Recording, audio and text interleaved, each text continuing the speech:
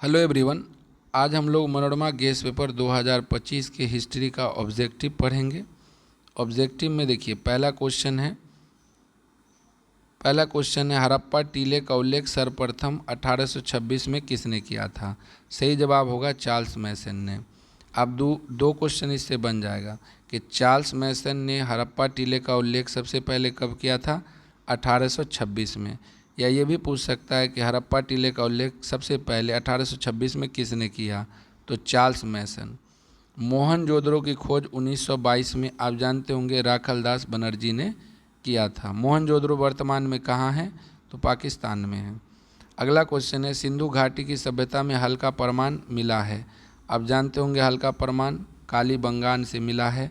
ये कहाँ है, राजस्थान में है।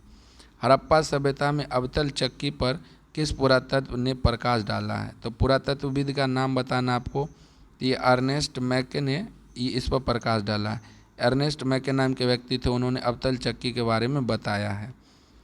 अगला क्वेश्चन है सिंधु घाटी के निवासियों को किस धातु का ज्ञान नहीं था। बेहद आसान क्वेश्चन है, बहुत बार पूछा गया, लोहा। याद रखिएगा। मोहनजोदड़ो किस भाषा का शब्द है, तो मोहनजोदड़ो सिंधी भाषा का शब्द है, चूँकि सिंध वाले क्षेत्र में ही है ये। अगला है कालीबंगा स्थित है, अभी जस्ट थोड़ी देर पहले बता दिए, राजस्थान में होगा।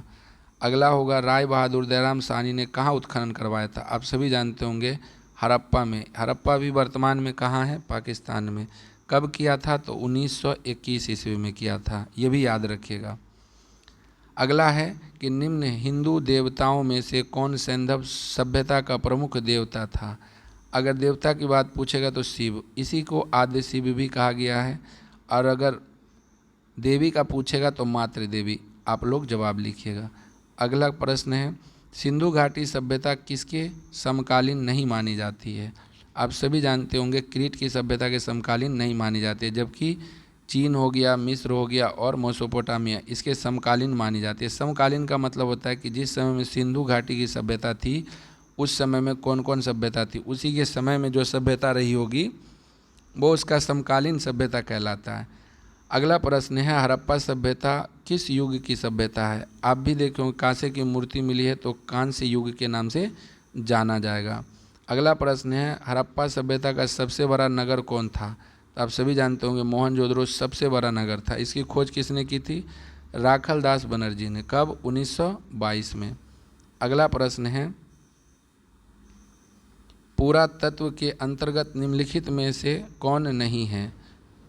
तो आप जानते होंगे पुरातत्व में कौन नहीं आता है, साहित्य नहीं आता है। चूँकि ज़मीन के अंदर दबेगा तो लिखी हुई चीज़ें अगर कागज़ की होगी तो वो क्या हो जाएगी, ख़त्म हो जाएगी। लेकिन सिक्का, अभिलेख और भग्नावशेष, यानी कोई भी चीज़ का जो टूटा फूटा भाग रहेगा उसको भग्नावशेष कहते हैं, वो भी मिल जाएगा। सिक्का भी मिल जाएगा और अभिलेख भी मिल जाएगा, लेकिन साहित्य नहीं मिलेगा। सही जवाब है। पता नहीं क्यों इसमें कुछ क्वेश्चन लगता है कट करके दिया हुआ है, 13 के बाद 5 दे दिया, बताइए। ये दूसरे चैप्टर का है, चलिए कोई नहीं, हम लोग पढ़ते हैं। किस शिलालेख में अशोक द्वारा कलिंग विजय का पता चलता है। आप सबको पता होगा 13वां अभिलेख है जिसमें अशोक के कलिंग विजय के बारे में पता चलता है। किस विद्वान ने मात्र अभिलेखों के आधार पर अशोक का इतिहास लिखने का सघन प्रयास किया है। मतलब अभिलेख के आधार पर ही इतिहास लिख दिया। सोचिए, नाम है देवदत्त रामकृष्ण भंडारकर। इन्होंने क्या किया है कि अशोक का इतिहास अभिलेख के आधार पर लिख दिया है। अगला प्रश्न है मौर्य कला का निम्न में कौन सा सर्वाधिक महत्वपूर्ण नमूना है। बहुत सारा नमूना मिला है, लेकिन उसमें से स्तंभ जो है बहुत महत्वपूर्ण मिला है। इंडिका की रचना आपको पता होगा मेगास्थनीज ने किया था, और कौटिल्य ने अर्थशास्त्र का किया था, और अलबरूनी ने तहकीक हिंद का किया था। अगला है प्रयाग प्रशस्ति किसकी रचना है। ये हरिसेन हो जाएगा। आप जानते होंगे प्रयाग प्रशस्ति काफ़ी इम्पोर्टेंट किताब है। गुप्त के काल में कौन सा चीनी यात्री भारत आया था। तो जिस समय गुप्त राजा था उस समय फाहियान आया था। भारतीय इतिहास का कौन सा काल स्वर्ण युग के नाम से है, तो गुप्त काल होगा। इसका भी जवाब सही जवाब होगा गुप्त काल। अगला प्रश्न क्या कह रहा है, अशोक किस वंश का शासक था। आप जानते हैं कि अशोक मौर्य वंश का शासक था। इसके अलावा चंद्रगुप्त मौर्य ने इसकी स्थापना की थी, ये भी याद रखिएगा। और उसके बेटे का नाम था बिंदुसार, और बिंदुसार का बेटा अशोक था। अगला है, और ये कहाँ के सब राजा थे? मगध साम्राज्य के। कौटिल्य की कीर्ति है, आप जानते होंगे अर्थशास्त्र कौटिल्य ने लिखा है। अगला है, मेगास्थनीज भारत में किसके दरबार में आया था? तो मेगास्थनीज आप जानते होंगे चंद्रगुप्त मौर्य के दरबार में आया था। सेलुकस निकेटर ने इसको भेजा था। समुद्रगुप्त की जानकारी होती है, तो समुद्रगुप्त की जानकारी प्रयाग प्रशस्ति से होता है, जिसकी रचना किसने की है? हरिसेन ने। पाटलिपुत्र की स्थापना किसने की? आप सभी जानते होंगे पाटलिपुत्र की स्थापना उदयन ने की थी। उदयन कौन था? तो आप जानते होंगे एक वंश चला था जिसका नाम क्या था? हर्यक वंश। हर्यक वंश का पहला राजा था बिंबिसार, उसका बेटा था अजातशत्रु, अजातशत्रु का बेटा कौन था? उदयन। और इन्होंने ही पाटलिपुत्र की स्थापना की थी। नवरत्न किस शासक के दरबार में थे? तो नवरत्न के बारे में चंद्रगुप्त, विक्रमादित्य भी होगा, नवरत्न के मामले में अकबर भी होगा। आप ऑप्शन देख लीजिएगा, जो दिया रहेगा उसी के अनुसार उसका सही टिक लगाइएगा। अगला प्रश्न है, अभिज्ञान शकुंतलम के रचनाकार। तो ये बहुत प्रसिद्ध किताब है कालिदास की। प्रयाग प्रशस्ति का संबंध किस गुप्त शासक से है? तो प्रयाग प्रशस्ति जो गुप्त वंश की अगर बात करें तो अभी थोड़ी देर पहले पढ़े होंगे, समुद्रगुप्त के बारे में जानकारी देता है। समुद्रगुप्त कौन था ये भी जान लीजिए। गुप्त वंश का राजा था और काफ़ी इम्पोर्टेंट राजा था, इसे भारत का नेपोलियन भी कहा जाता था। गुप्त वंश की स्थापना किसने की थी? तो श्रीगुप्त ने की थी। इसका बेटा था चंद्रगुप्त प्रथम और उसी का बेटा था समुद्रगुप्त। समुद्रगुप्त का बेटा रामगुप्त और चंद्रगुप्त द्वितीय था। याद रखिएगा ये सब। प्राचीन भारत में अभिलेखों की शुरुआत किस शासक ने की? सबसे पहले अशोक ने अभिलेख वगैरह लिखवाना शुरू किया था। किस शासक को प्रियदर्शी? तो अशोक को ही प्रियदर्शी कहा जाता है। मौर्य काल के टकसाल का प्रधान कौन होता था? तो काफ़ी इम्पोर्टेंट है, याद रखिएगा, लक्षणाध्यक्ष, इसको बोला जाता था टकसाल का प्रधान। पतंजलि के महाभाष्य में किसकी जानकारी मिलती है? तो पतंजलि के बारे में जो है किसकी जानकारी मिलती है? तो मौर्य काल की जानकारी मिलती है। धम्म महामात्रों को किसने नियुक्त किया था? आप सभी जानते होंगे धम्म महामात्रों को अशोक ने ही नियुक्त किया था। अगला प्रश्न देखेंगे। अगला प्रश्न है, अर्थशास्त्र एवं इंडिका किस राजवंश के बारे में? तो आप जानते होंगे अर्थशास्त्र की रचना कौटिल्य ने की थी। इंडिका की रचना किसने की थी? तो मेगास्थनीज ने। अब देखिए यहाँ पर ये वंश जो था वो मौर्य वंश था। मौर्य वंश का संस्थापक कौन था? चंद्रगुप्त मौर्य। ये सब ऑब्जेक्टिव में आता है। अगले प्रश्न की तरफ चलते हैं। अगला प्रश्न है, एलोरा में कैलाश मंदिर किस राजवंश ने निर्मित कराया था? तो आप जानते होंगे एलोरा का कैलाश मंदिर राष्ट्रकूट ने निर्माण करवाया था। अगला प्रश्न है, 16 महाजनपदों में सबसे शक्तिशाली महाजनपद कौन था? तो ये भी जानकारी आपको होगा, मगध सबसे शक्तिशाली था। अगला है, पुराणों की संख्या कितनी है? तो 18 है। अर्थशास्त्र के लेखक कौन है? तो कौटिल्य या चाणक्य हैं। अगले प्रश्न की तरफ चलेंगे। तो अगला प्रश्न है, वज्जी को सामाजिक ग्रंथों में कहा गया है, यानी वज्जी को सामाजिक ग्रंथ में क्या कहा गया है? तो गणतंत्र कहा गया है। गणतंत्र वो होता है जिसमें जनता अपनी मर्जी से अपना शासक चुनते हैं। और अगला है, जनपद शब्द का शाब्दिक अर्थ क्या होता है? तो जनपद का मतलब जहाँ लोग अपना घर बना के रहते हैं उसे क्या कहते हैं? जनपद। 5 चिन्ह वाले सिक्के बने होते हैं, तो ये 5 चिन्ह वाले चांदी और तांबे के बने होते हैं। पाटलिपुत्र नगर की स्थापना की, तो यहाँ पर उदयभद्र या उदयन होगा, आप जो कह लीजिए। तक्षशिला विश्वविद्यालय कहाँ स्थित था? तो तक्षशिला जो था वो अभी वर्तमान में पाकिस्तान में है, पहले तो भारत का ही हिस्सा था। फाहियान किसके शासनकाल में भारत आया था? तो चंद्रगुप्त द्वितीय के दरबार में। भारत का नेपोलियन तो आप जानते होंगे समुद्रगुप्त को कहा जाता है। कनिष्क का राज्यरोहण कब हुआ था? तो कनिष्क का राज्यरोहण आप जानते होंगे 78 ईस्वी में हुआ था। ये सब रिविजिंग चल रहा है, फटाफट कर सकते हैं। तो राज्यरोहण कब हुआ था? 78 ईस्वी में। मौर्य साम्राज्य का प्रथम शासक, ये भी आपको पता होगा, चंद्रगुप्त मौर्य था। मेगास्थनीज कौन था? तो एक राजदूत था। राजदूत किसको बोलते थे? तो राजा जब किसी के दूसरी जगह पर किसी व्यक्ति को भेजता था तो उस व्यक्ति को राजदूत कहा जाता था। तो मेगास्थनीज जो था वो सेल्यूकस निकेटर ने भेजा था, किसके दरबार में? चंद्रगुप्त मौर्य के दरबार में। चलिए अगला चैप्टर है। पहला क्वेश्चन है, कि अम्बा और अम्बालिका किसकी पत्नियां थी?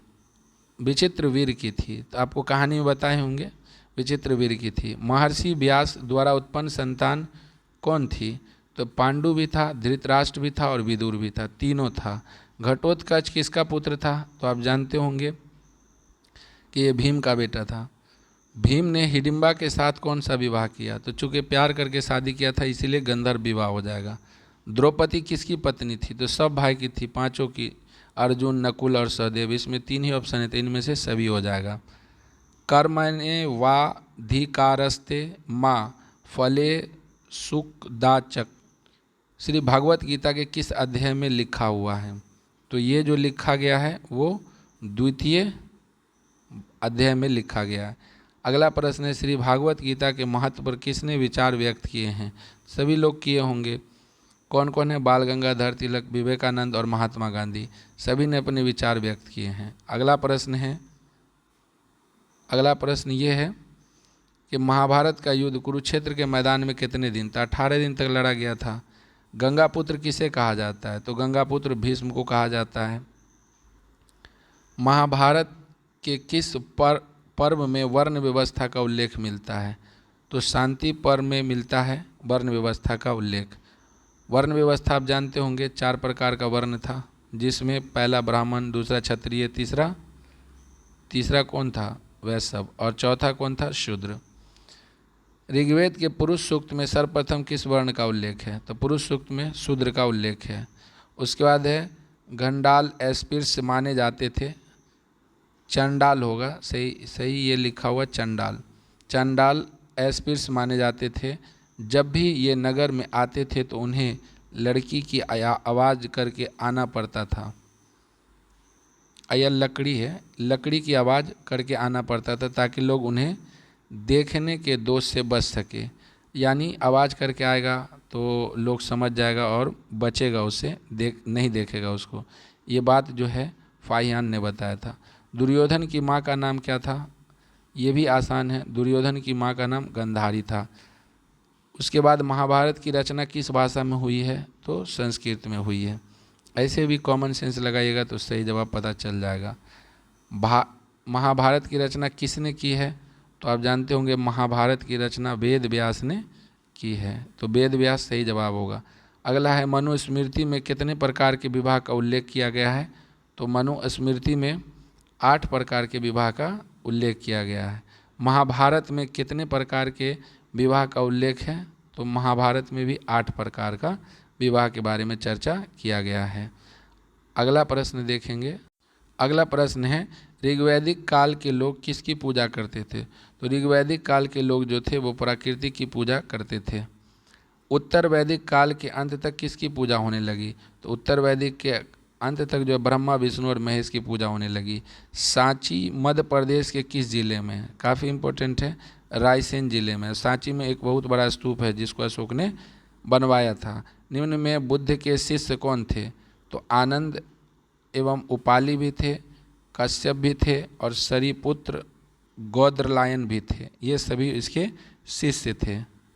अगला प्रश्न है, कालिदास, भवभूति, सुबंधु एवं बाणभट्ट ये किस धर्म के अनुयायी थे? तो ये सब मानते थे शैव धर्म। शैव का मतलब जो शिव की पूजा करते थे।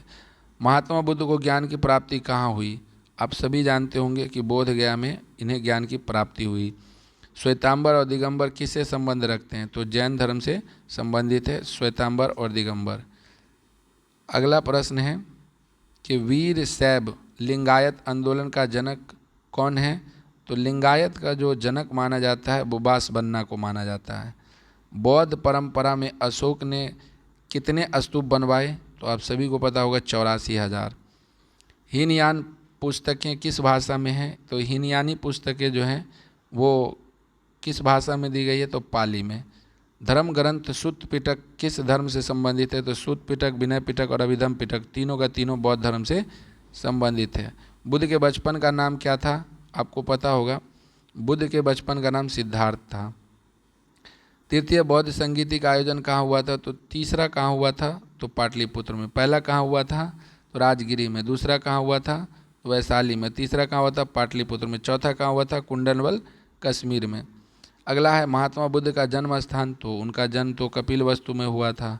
जैन धर्म के 24वें तीर्थंकर कौन है, तो 24वां महावीर को माना जाता है और 23वां पार्श्वनाथ को, और ऋषभदेव पहले थे। अगला है प्रथम बौद्ध संगीति किस शासक के काल में हुई थी, तब पहला बौद्ध संगीति जो हुआ था वो अजातशत्रु के टाइम में, दूसरा कालाशोक, तीसरा अशोक और चौथा कनिष्क, याद रखिएगा। तो ये पहला अजातशत्रु, दूसरा कालाशोक, तीसरा अशोक और चौथा कनिष्क, सब लाइन से ही आंसर दिया हुआ, जो पूछेगा आप सही जवाब दे दीजिएगा। प्राचीन भारत का विश्व प्रसिद्ध विश्वविद्यालय कहाँ स्थित है, तो नालंदा। नालंदा आप जानते होंगे बिहार में, जिसका हाल ही में फिर से पुनरुद्धार किया गया। त्रिपिटक साहित्य किससे संबंधित है, तो त्रिपिटक जो है वो बौद्ध धर्म से है। त्रिपिटक में कौन कौन है, विनय पिटक, अभिधम पिटक और सुत्त पिटक। हीनयान एवं महायान संप्रदाय किस धर्म से है, तो बौद्ध धर्म का ही दो भाग है, हीनयान और महायान। अगला है स्तूप संबंधित है, तो बौद्ध धर्म से संबंधित होगा स्तूप। अगला प्रश्न है कि महावीर ने पार्श्वनाथ के सिद्धांत में कौन सा नया सिद्धांत जोड़ा, तो आप ये भी जानते होंगे ब्रह्मचार्य सबसे लास्ट में जुड़ा था। पुराणों की संख्या 18 है, सभी जानते होंगे। अशोक द्वारा प्रचारित बौद्ध धर्म में कहाँ प्रचलित नहीं हुआ, तो अशोक जो है वो ब्रिटेन में प्रचारित नहीं कर पाया, बाकी सीरिया, श्रीलंका, जापान सब जगह किया था। महावीर का जन्म कहाँ हुआ था, तो महावीर का जो जन्म हुआ था कुंडलवन वैशाली में हुआ था। हालांकि कुंडलवन नहीं होना चाहिए, कुंडग्राम होना चाहिए यहाँ पे। प्राचीन भारत में धर्म की शुरुआत किस शासक ने की थी, तो धर्म की शुरुआत अशोक ने की थी। चौथी बौद्ध संगीति में किस शासक के काल में हुई थी, तो कनिष्क, आसान जवाब है आपके लिए। अगला है वेदों की संख्या कितनी है, तो वेदों की संख्या 4 है, ऋग्वेद, यजुर्वेद, अथर्ववेद और सामवेद, यही चारों है। बुद्ध चरित्र की रचना किसने की थी, तो बुद्ध चरित्र की रचना, ये लास्ट क्वेश्चन है, बुद्ध चरित्र की रचना किसने की थी, अश्वघोष ने की थी। अगला है अकबरनामा एवं आईने अकबरी के अनुवादक दोनों को किसने लिखा है, अनुवादक कौन कौन रहे हैं, तो बेबरीज ने भी अनुवाद किया है, जैरेट ने भी किया और ब्लैकमैन ने भी किया है। अनुवाद का मतलब होता है कि जैसे जिस भाषा में लिखी हुई थी दूसरे भाषा में उसको लिखा, अलग अलग भाषा में इन लोगों ने लिखा है। तंबाकू का सेवन सबसे पहले किस मुगल सम्राट ने किया था, आपको भी पता होगा, अकबर ने। किस ग्रंथ में आदम से लेकर के अकबर तक के काल का इतिहास पता चलता है, तो अकबरनामा ही वो ग्रंथ है जिसको अबुल फजल ने लिखा है। आदम से लेकर के अकबर तक की बात की गई है। तंबाकू पर किस शासक ने प्रतिबंध लगाया, तो बाप ने शुरू किया, बेटे ने प्रतिबंध लगाया, याद रखिएगा जहांगीर सही जवाब होगा। साम्राज्यवादी इतिहासकार कौन है इसमें, तो WH मॉरलैंड है जो कि समाजवादी इतिहासकार हैं। अगला प्रश्न है भारत में तंबाकू का पौधा कौन लाया था और कौन ला सकता है पुर्तगाली के अलावा। अगला आईने अकबरी के अनुसार भूमि को कितने भाग में बांटा गया है, तो आप सभी को पता होगा भूमि को 4 भाग में बांटा गया है। नाम था पोलज, छच्छर, परती, बंजर। कौन कौन, पोलज, छच्छर, परती, बंजर। 1600 से लेकर के और 1700 के बीच भारत की आबादी लगभग कितनी बड़ी थी, इन्हें भी याद रखिएगा तो कोई बात नहीं, 5 करोड़ है। अबुल फजल कीर्त आईने अकबरी में किस शासक का, तो अबुल फजल किसके दरबार का था, तो अकबर का होगा। अकबरनामा की किसने रचना की है, तो अबुल फजल ने की है। कुतुब मीनार का आरंभ किसने कराया था, देखिए कुतुब मीनार का जो शुरुआत कराया था वो कुतुबुद्दीन ऐबक ने कराया था, फिर इसको इसके दामाद ने इल्तुतमिश ने पूरा करवाया था, फिर बिजली गिरने के कारण ये फिर ढह गया था, तो फिर ये शाह तुगलक ने इसका मरम्मत कराया था। तीनों बात समझ लीजिए। तो किसने बनवाया था कुतुब मीनार को, तो कुतुबुद्दीन ऐबक ने। उसको फिर पूरा कौन करवाया, पूरा करवाया इल्तुतमिश ने। और फिर जब वज्रपात हुआ यानी बिजली गिरने से जो उसमें समस्या आ गई थी उसको ठीक किसने करवाया, तो फिर उस शाह तुगलक ने। अगला क्वेश्चन है अकबर के वित्त मंत्री कौन थे और कौन रहेंगे टोडरमल के अलावा। आईने अकबरी कितने भागों में विभक्त है। अब देखिए यहाँ पर कई बच्चे फंस जाते हैं, आईने अकबरी और एक है अकबरनामा। तो आईने अकबरी 5 भाग में है और अकबरनामा 3 भाग में है। तो अकबरनामा 3 भाग में है, उसी में तीसरा भाग का नाम है आईने अकबरी। और आईने अकबरी कितने भाग में, 5 भाग में। आईने अकबरी को किसने लिखा है, तो अबुल फजल ने। दिल्ली से दौलताबाद, आप जानते होंगे पगला राजा जिसका नाम मोहम्मद बिन तुगलक था, इसके मौत पर क्या कहा गया था कि आज राजा को जनता से और जनता को राजा से मुक्ति मिल गई। अगला प्रश्न है रज्मनामा के नाम से किस ग्रंथ का फारसी में अनुवाद कराया गया था, मतलब फारसी में इसको लिखा गया था, तो उसका नाम था महाभारत। अगला, गुलबदन बेगम ने किसके आग्रह पर हुमायूंनामा लिखा। एक क्वेश्चन तो यही बनता है कि हुमायूंनामा किसने लिखा, तो गुलबदन बेगम ने। किसके कहने पर, तो और कौन कहेगा, अकबर के अलावा, अकबर की ये बुआ थी। बादशाह नामा किसने लिखा है, बादशाह नामा लिखा है अब्दुल हमीद लाहौरी ने, जानते हो। बादशाह नामा अब्दुल हमीद लाहौरी ने लिखा है। फतेहपुर सीकरी को राजधानी किसने बनाया था, तो फतेहपुर सीकरी को राजधानी अकबर ने बनाया था। दरबार में अभिवादन का तरीका निम्नलिखित में कौन सा था, तो कोर्निश भी था, सजदा भी था और पाबोस भी था। अकबर ने किस सन में दीन इलाही चलाया था, तो अकबर ने 1581 में दीन इलाही चलाया था। दिल्ली में चांदनी चौक किसने बनवाया था, ये भी अच्छा क्वेश्चन है, जहां आरा ने बनवाया था। गुलबदन बेगम कौन थी, तो ये लेखिका थी, आपने अभी पढ़ा, हुमायूंनामा इसी ने लिखा था। अगला है भारत का अंतिम मुगल सम्राट, आप जानते होंगे 1857 क्रांति के समय में बहादुर शाह जफर द्वितीय था। इसका पूरा नाम होगा बहादुर शाह जफर द्वितीय।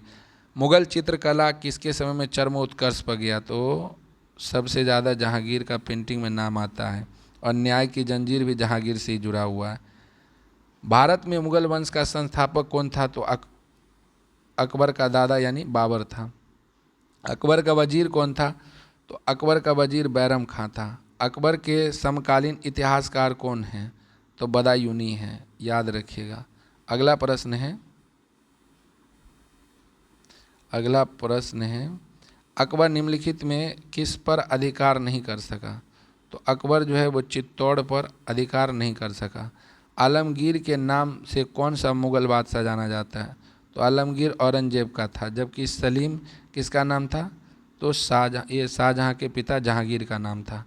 आईने अकबरी को कितने भाग में बांटा गया है, तो आईने अकबरी जो है वो 5 भाग में है, ये गलत जवाब है, याद रखिएगा। कितने भाग में, 5 भाग में, जबकि अकबरनामा कितने भाग में, 3 भाग में। औरंगजेब ने अपने जीवन का अंतिम तो दक्षिण भारत में बिताया था अपने जीवन का अंतिम क्षण। शेख मोइनुद्दीन चिश्ती, आप जानते होंगे, अजमेर वाले बाबा। अगला है स्थापत्य कला का सर्वाधिक विकास किसके समय में हुआ, स्थापत्य कला सबसे ज़्यादा, और कौन बनाएगा, ये भी जवाब गलत है, बी जवाब नहीं होगा, सही जवाब होगा सी, यानी शाहजहाँ। स्थापत्य कला, पेंटिंग पूछता तो जहांगीर होता। पानीपत का प्रथम लड़ाई कब हुआ था, 1526 में, दूसरा 1556 में, और तीसरा 1761 में। मुगल शासन में जिले को किस नाम से जाना जाता था, तो जिले को सरकार के नाम से जाना जाता था। किस मुगल शासक ने हिंदुओं से जजिया कर हटा दिया था, तो हटाया था अकबर ने, फिर लगा दिया था औरंगजेब ने, याद रखिएगा। किस प्रशासकीय सुधार के लिए शेर शाह को खास तौर से जाना जाता है, तो शेर शाह सूरी जो थे वो भूमि सुधार के लिए जाने जाते थे। दीवाने अशरफ का क्या अर्थ होता है, तो दीवाने अशरफ का अर्थ होता है राजस्व विभाग का अध्यक्ष, यानी जिससे टैक्स वैक्स जमा किया जाता है जहाँ पर। ताजमहल का निर्माण ये सब जानते होंगे किसने करवाया, शाहजहाँ ने। जमा मस्जिद, लाल किला, ये भी किसने, शाहजहाँ ने ही बनवाया था। भारत में सुलह कुल की नीति का प्रतिपादन कौन किया था, सुलह कुल अकबर ने इसका प्रतिपादन किया था। जजिया कर किससे लिया जाता था, तो आप जानते होंगे जिम्मियों से लिया जाता था। ताजमहल किस नदी के किनारे है, तो यमुना नदी के किनारे है। अगला प्रश्न देखेंगे हम्पी और विजयनगर से।